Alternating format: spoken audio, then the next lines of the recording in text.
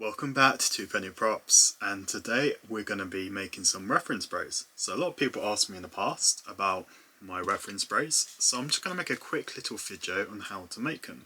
So this is my old reference sprays. This lasts me about 2 years, but the bottle hasn't. The bottle was broken and it's a terrible bottle, and the reference spray has outlasted the bottle. So I brought some higher quality bottles, and I'm just going to show you how to make them and film them, basically, and give a little tutorial on how to use them. If you do want a more in-depth tutorial with all my reference techniques, we'll get to that point. So first we're going to go over the reference sprays, and then my reference powders, and then dry brushing, metal effects and all that, and then we finally make a big video at the end, if that makes sense. So this is first of the series.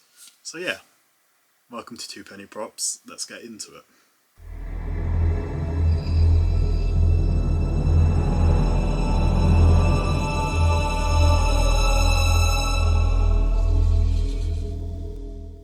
First things first, I am going to use 450 milliliters of water. So you can scale it down or scale it up depending how much you need. But always make sure there's enough room for you to give it a shake and mix the paint, because after a while things will settle, so you always need to give these a bit of a shake. Next up is a flow improver. If you don't have this, you can use dish soap, very liquid, whatever it's called in your region to do your dishes. So basically it'll help it like stick better, if that makes sense, instead of being too runny. The only reason I'm using this rather than very liquid is because I don't want it to be too foamy.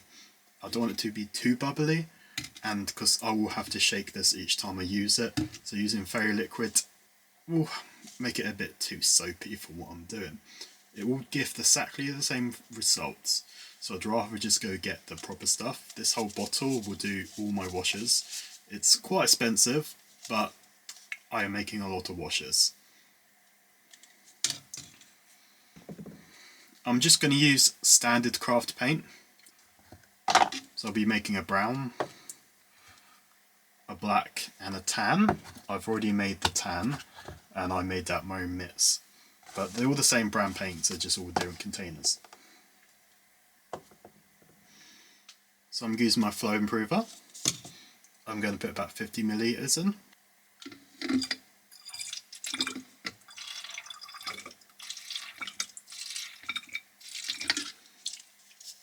So I'm going to do a raw umber one. I've already got a few mixes of browns, but it's just the best brown. You can't go wrong with raw umber. So this is at the end of its life, so I might as well make a wash out of it. As much as I can in there. It would have been great to use a full bottle, but just for this video. So I'll say that's enough paint. And pop this on. Make sure that's closed.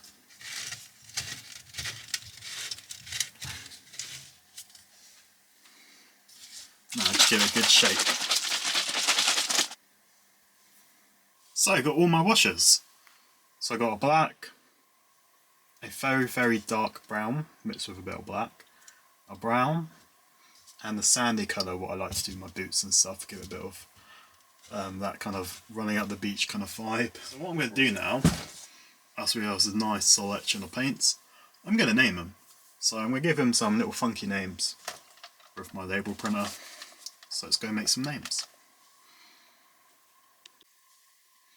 So we're going for Office of Naval Intelligence Black, Grasslands, Harvest Soil,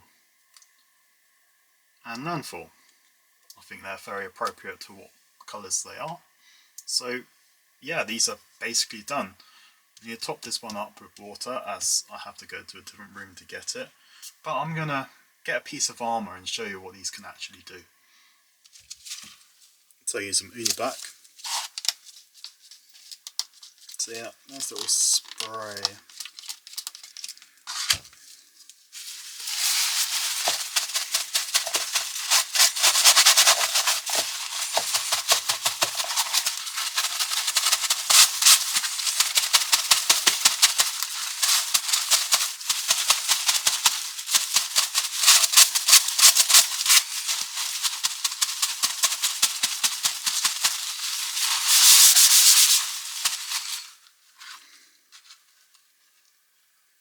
So that's one reference spray.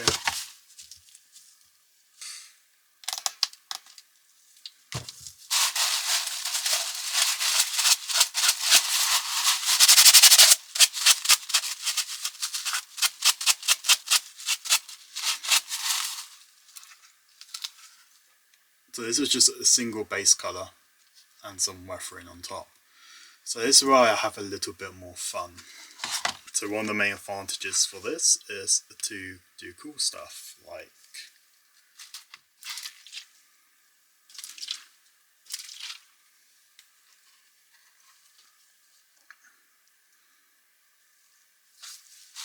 then I also like to dab it. So just play around with them. This is how I get things really dirty and grimy. So that's just a quicker sample. I will do a full reference tutorial at some point because I also use powders, and that'd be a really good video when I need to make some more powders. So I like to do sand sprays with the landfall. New bottle, so take a while to get through. So that's what I mean, like obviously I will never go this extreme, but this is the great thing about these spray balls. You can also mist them as well. And you can remove as much as you want. Give it a nice little sand splash. I'd never go this mental, but just for this video I'm just gonna have a little bit of fun on this, a sample piece of my old Mark V shoulder piece. We can get some really good results using the sprays. I also like to, if I want to get more pristine and more detail, I do like to pour a little bit out the bottle and do a wash the traditional way. So there's lots of options for this. I just prefer to store it in bottles so I can spray it. But yeah, I haven't even put any silver powder damage on it, and the results are very good. A little bit dirtier than I usually do, but like I said, for video's sake, I think it came out really nice. It's a nice little sample. We used Uni Black, Landfall and Harvest on this, I believe. But yeah, you can do a lot of colours, mix your own colours, have some fun, play around with different colour combinations to give it a really good gritty effect. So I hope you found that really insightful. I now have a lot of weathering sprays, what will last me for a very long time. It makes me happy because I just love grabbing things and using them without having to do the faffle. If you've got any other suggestions, leave them below.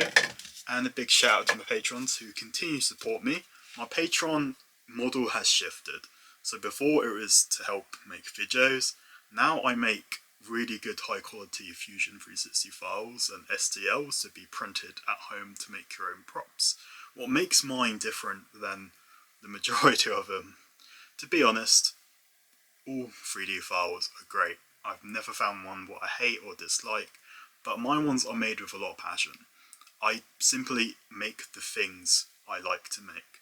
I don't see the next new Halo gun and instantly think, right, I need to be the first one to make this. I'd rather be the last one to deliver that and have a really good quality product. So that's why you should join my Patreon if you can, and if you want, and if you don't, that's fine. Just continue watching me and have a great day.